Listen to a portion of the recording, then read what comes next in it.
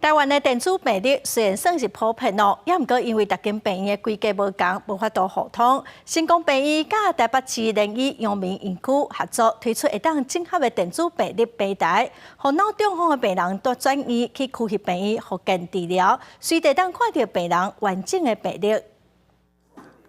72岁陈女士当日拍拼做复健，于今年5月中旬，因为急性脑中风，送到成功病院急诊，好佳在经过10关的治疗，病况稳定，搁转到北市联医阳明园区进行急性后期整合照护计划。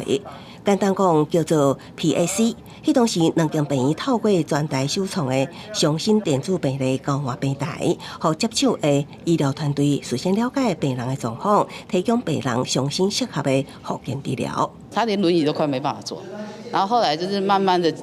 积极的参加复健。 然后锻炼他的腰力。北市联医表示，台湾电子病历虽然已经普及化，也毋过各病院的资讯计设无同，造成病历真歹交换。就算是有健保云端系统，也只会当看到部分检查影像。 阁毋是及时的，即马有这套上新电子病历交换平台，民众看医治疗会当无旁连接，毋免阁申请纸本病历甲影像公列。 他就可以直接在一个平台上面直接接说，哦，我找到一个病人了，我一按就可以把病人资料通通打开来看，好，所以非常快速的，